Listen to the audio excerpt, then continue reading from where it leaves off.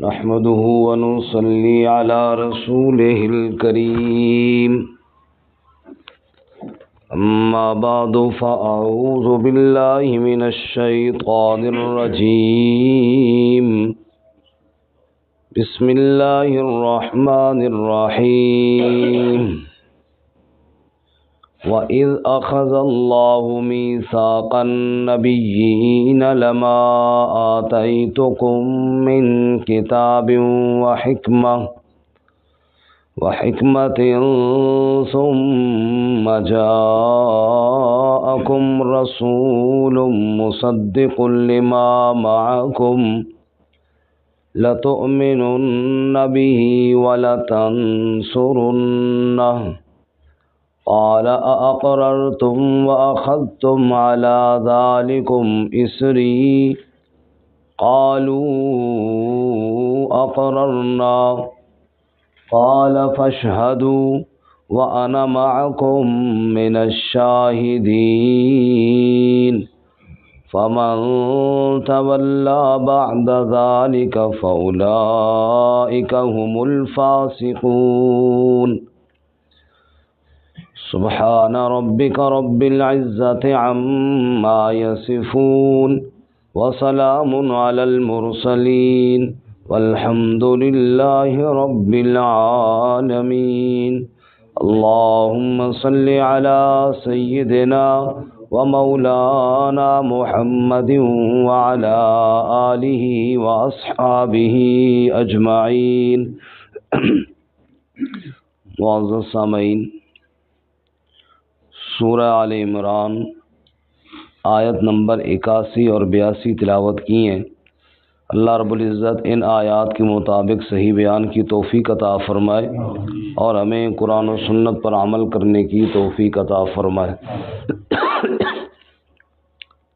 اس سے قبل اہل کتاب کے شبہات جو توحید سے متعلق تھے ان کے جوابات ہوئے۔ اب یہاں سے آگے ان کے جو شبہات رسالت مآب صلی اللہ علیہ وسلم سے متعلق ہیں ان کے جوابات ہوں گے، لیکن پہلے رسالت مآب صلی اللہ علیہ وسلم کی عظمت کو بیان کیا گیا کہ اعتراضات بعد میں پیش کرنا، پہلے یہ دھیان کر لو کہ جس نبی صلی اللہ علیہ وسلم پر تم اعتراض کر رہے ہو وہ نبی کتنی عظمت اور کتنی شان والا ہے۔ چنانچہ اللہ تعالیٰ نے اس وعدے کا ذکر کیا جو تمام انبیاء سے رسول اللہ صلی اللہ علیہ وسلم کی رسالت سے متعلق لیا گیا تھا۔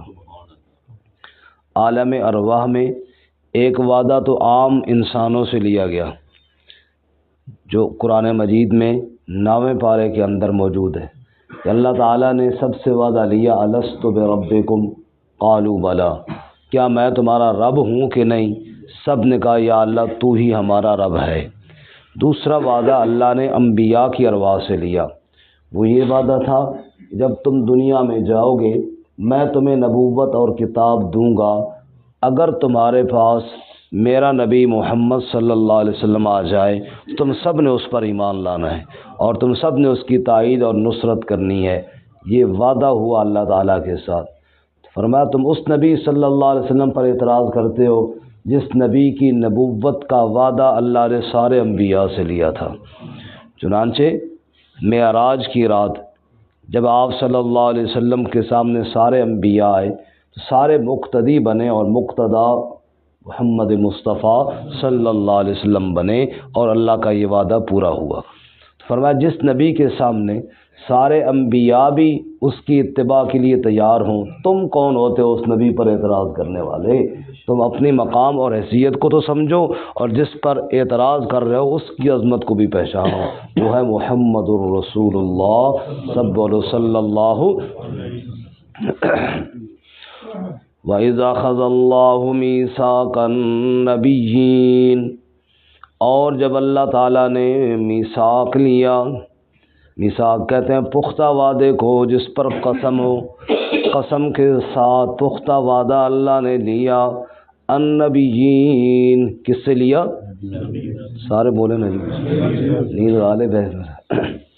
وَإِذْ أَخَذَ اللَّهُ مِيثَاقَ النَّبِيِّينَ، جب اللہ نے پختہ وعدہ نبیوں سے لیا، اور نبیوں سے اللہ نے فرمایا لَمَا آتَيْتُكُم مِّن کِتَابٍ وَحِکْمَةٍ، کہ جب میں تمہیں کتاب اور حکمت دوں گا، یعنی تمہیں نبوت دوں گا، اے میرے نبیو تم دنیا میں جاؤ گے، میں اللہ تمہیں نبوت دوں گا، میں اللہ تمہیں کتاب دوں گا، لوگ تمہارا کلمہ پڑھیں گے، تم ان کے نبی ہوو گے، لیکن ایک بات یاد رکھنا، ثم جاءکم رسول مصدق لما معکم، پھر آ جائے تمہارے پاس رسول، وہ عظیم الشان رسول۔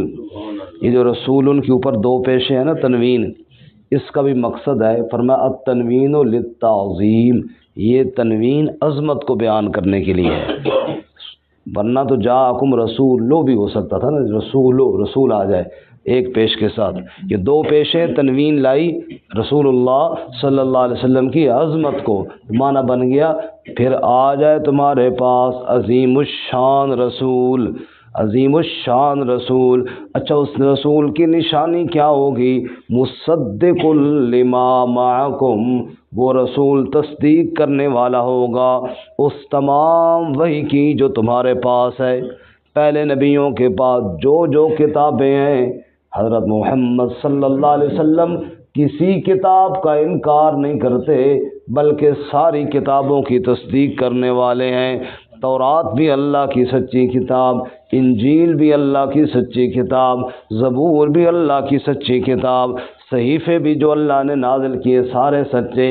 اس کے علاوہ جو کتابیں اللہ نے نازل کی جو میرے تیرے علم میں نہیں، سب پر ایمان، ساری اللہ کی سچی کتابیں، اللہ کے نبی بھی سارے سچے نبی، اللہ کی کتابیں بھی ساری سچی کتابیں۔ یہی تعلیم ہے حضرت محمد صلی اللہ علیہ وسلم کی، رسول مصدق لما معکم، وہ رسول آ جائے جو عظیم الشان ہے، بلند مقام ہے، ساری وحی کی تصدیق کرنے والا ہے، تو تم نے کیا کرنا ہے؟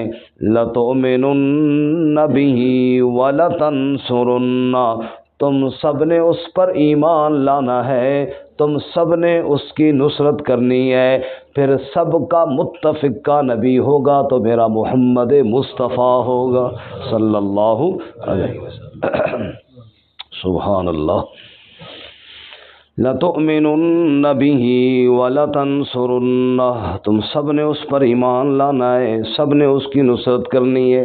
یہی وجہ ہے ایک دفعہ حضرت سیدنا فاروق اعظم رضی اللہ تعالیٰ عنہ یہودیوں کے پاس گئے اور ان سے کہا تورات کی کچھ اہم باتیں مجھے لکھ دو۔ انہوں نے لکھ دی، وہ تورات کے ورقے لے کر آئے۔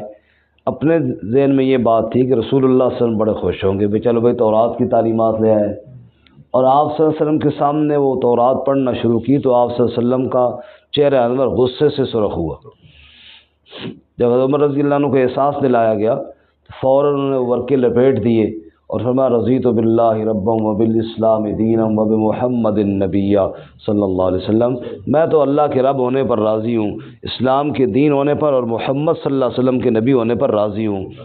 یہ کلمات دہراتے رہے تاکہ آپ صلی اللہ علیہ وسلم کا غصہ ٹھنڈا ہو۔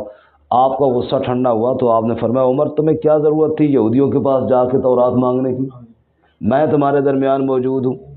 پھر آپ نے فرمایا لو بدا لکم موسیٰ واتبعتموہ وترکتمونی لضللتم عن الہدی، آج اگر موسیٰ علیہ السلام بھی آ جائیں جن پر تورات نازل ہوئی ہے تو ان پہ بھی لازم ہے میری اتباع کریں، اور تم گئے ہو یہودیوں کے پاس کے تورات لکھ دو، کیا ضرورت تھی میرے ہوتے ہوئی؟ قرآن اتر رہا ہے، محمد مصطفیٰ صلی اللہ علیہ وسلم تشریف لا چکے ہیں، اب کسی یہودی کے پاس جا کے تورات لکھ کے دے، کیا ضرورت ہے؟ ایمان رب کی ساری کتابوں پہ ہے، سارے نبیوں پہ ہے، لیکن اتباع اب محمد مصطفیٰ صلی اللہ علیہ وسلم کی ہے، اور کتاب اب قرآن مقدس ہے۔ قرآن آ گیا تو باقی کتابوں کی ضرورت نہ رہی، محمد مصطفیٰ صلی اللہ علیہ وسلم آ رہے تو اب باقی کسی نبی کے پیچھے تلاش کی ضرورت نہیں رہی، اتباع اب محمد صلی اللہ علیہ وسلم کی ہوگی۔ سارے نبی بھی آئیں گے تو اتباع کریں گے محمد مصطفیٰ صلی اللہ علیہ وسلم کی، اب میرے ہوتے ہوئے کیا ضرورت پیش آئی تمہیں ان کے پاس جانے کی؟ تو حضرت عمر نے کہا یا رسول اللہ بس میں نے تو یہ سمجھا کہ شاید یہ بھی کوئی فائدے کی بات ہوگی؟ اب بات سمجھ میں آئی ہے کہ محمد عربی صلی اللہ علیہ وسلم کے آنے کے بعد اب کسی اور نبی اور کتاب کی ضرورت نہیں ہے. آپ اللہ کے آخری نبی ہیں، قرآن اللہ کی آخری کتاب ہے. سبحان اللہ.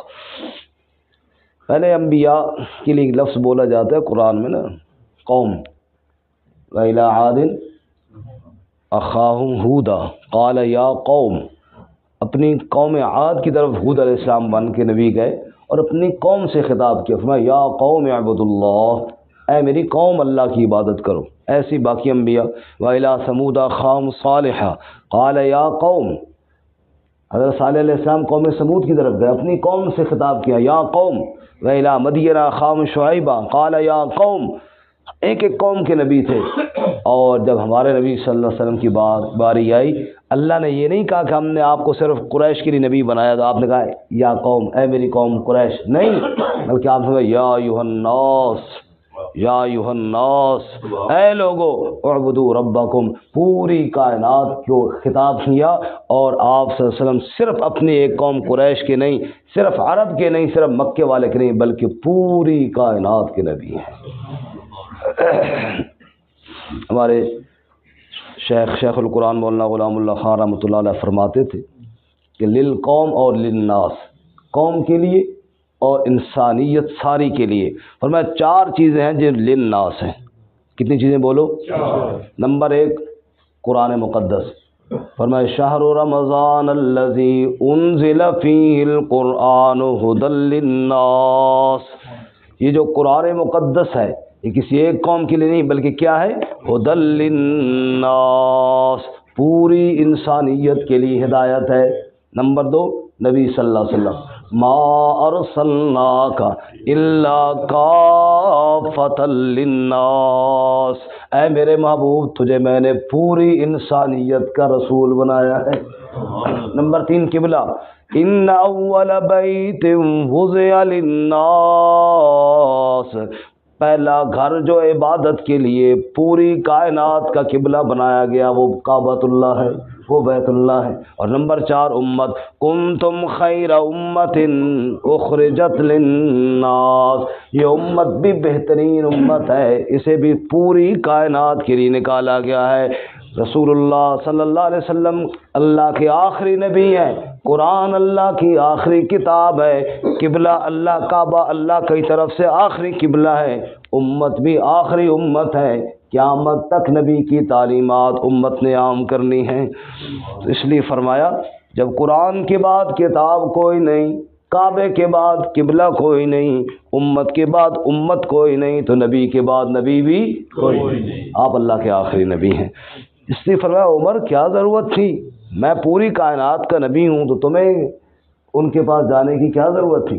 یہ تو انبیاء سے اللہ نے وعدہ لیا، لَتُؤْمِنُنَّ بِهِ وَلَتَنْصُرُنَّهُ، اگر میرا آخری نبی محمد مصطفیٰ سب بولو صلی اللہ، اگر تمہارے سامنے آ جائے تم نے اس پر ایمان لانا ہے، وَلَتَنْصُرُنَّهُ، اور اس کی نصرت بھی کرنی ہے.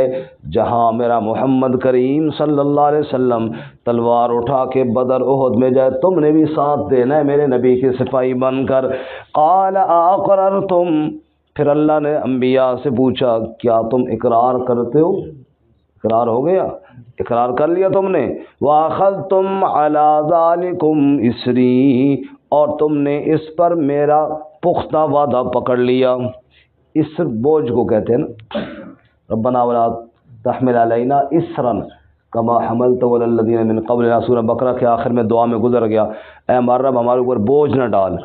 تو اسری میرا بوجھ، لفظی معنی یہ ہے، مراد یہ ہے یہ میرا کوئی عام وعدہ نہیں ہے کہ وعدہ ہو گیا تو بندے کو پرواہ ہی نہ ہو، یہ بڑا بوجھل، بڑا مشکل، بڑا اہم وعدہ ہے.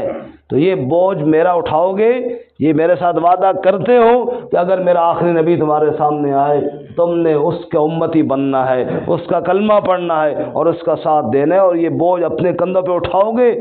قالوا اقررنا، سارے نبیوں نے کہا یا اللہ ہم نے اقرار کر دیا. ہم نے کیا کر لیا؟ اقرار کر لیا۔ اللہ کہتے ہیں اوے لوگو، او اہل کتاب، اس نبی پر اعتراض کرتے ہو جس کی نبوت کا اقرار عیسیٰ علیہ السلام بھی کر گئے، موسیٰ علیہ السلام بھی کر گئے۔ تم کیسے عیسیٰ اور موسیٰ علیہ السلام کو ماننے والے ہو؟ جس نبی کی نبوت کا اقرار وہ اللہ کے پاک بندے، چاہے عیسیٰ علیہ السلام ہو، چاہے موسیٰ علیہ السلام ہو، چاہے آدم علیہ السلام سے لے کر عیسیٰ علیہ السلام تک سارے نبی کر چکے ہیں۔ سب نے کہا قالو اقررنا، اے اللہ ہم نے اقرار کر لیا، اگر تیرا آخری نبی کہیں ہمیں ملا ہم سب اس پر ایمان لائیں گے۔ اللہ نے فرمایا قال فاشہدوا، اچھا پھر گواہ ہو جاؤ، وانا معکم من الشاہدین، اور میں اللہ بھی تمہارے ساتھ گواہی دینے والوں میں سے ہوں۔ میرے محمد کی نبوت پر تم بھی گواہ ہو جاؤ، میں اللہ بھی گواہ ہو جاتا ہوں۔ سبحان اللہ۔ فرمایا یہ وہ عظمت والا نبی ہے صلی اللہ علیہ وسلم جس کی نبوت پر اللہ گواہ ہے، جس کی نبوت پر سارے انبیاء گواہ ہیں۔ یاسین والقرآن الحکیم انک لمن المرسلین، اے میرے محبوب کوئی مانے نہ مانے میں قسم کھا کے کہتا ہوں تو میرا سچا رسول ہے۔ نون والقلم وما یسطرون ما انت بنعمت ربک بمجنون وان لک لاجرا غیر ممنون وانک لعلی خلق عظیم۔ میں رب قسمیں کھا کے کہتا ہوں میرا محمد مجنون نہیں، میرا محمد میرا سچا رسول ہے۔ اس نے فرمایا تم بھی گواہ ہو جاؤ اور میں اللہ بھی تمہارے ساتھ گواہی دینے والوں میں سے ہوں۔ فمن تولی بعد ذلک، اگر کوئی پھر گیا اس کے بعد اس وعدے سے، فاولئک هم الفاسقون، یہی نافرمان ہے۔ لہذا اگر نبی میرے محمد صلی اللہ علیہ وسلم کی نبوت کا کوئی نبی بھی انکار کرے تو وہ بھی نافرمان شمار ہوگا۔ تم کون ہوتے ہو انکار کرنے والے؟ یہاں تو انبیاء سے وعدہ لیا گیا ہے اور ہر نبی پہ لازم ہے کہ میرے نبی محمد صلی اللہ علیہ وسلم کی نبوت کا اقرار کرے۔ انہوں نے اقرار کر لیا اور تم کہتے ہو جی ہمیں فلانا اعتراض ہے، ہمیں فلانا اعتراض ہے۔ محمد مصطفیٰ صلی اللہ علیہ وسلم پر اعتراض مت کرو بلکہ آپ صلی اللہ علیہ وسلم کی اتباع کرو، اسی میں کامیابی ہے۔ اللہ ہمیں عمل کی توفیق عطا فرمائے۔ ترجمہ دوبارہ سنیں۔ وَإِذَا أَخَذَ اللَّهُ مِيثَاقَ النَّبِيِّينَ، اور جب اللہ نے پختہ وعدہ نبیوں سے لیا، لما آتیتکم من کتاب و حکمہ، کہ جب میں تمہیں کتاب و حکمت دوں گا، ثم جاکم رسول مصدق لما معکم، پھر آ جائے تمہارے پاس عظیم الشان رسول تصدیق کرنے والا جو تمہارے پاس ہے، لتؤمنن بہ ولتنصرن، تم ضرور اس پر ایمان لانا اور ضرور اس کی نصرت کرنا۔ قال اقررتم، پھر اللہ نے فرمایا کیا تم نے اقرار کر لیا، واخذتم علی ذالکم اسری، اور تم نے اس پر میرے پختہ وعدہ لے لیا۔ قالوا اقررنا، سب نے کہا جی ہم نے اقرار کر لیا۔ قال فاشہدوا، فرمایا پس گواہ ہو جاؤ، وانا معکم من الشاہدین، اور میں بھی تمہارے ساتھ گواہی دینے والوں میں سے ہوں۔ فمن تولی بعد ذالک، پس جو کوئی پھر گیا اس کے بعد، فاولئک هم الفاسقون، بس یہی لوگ ہیں نافرمانی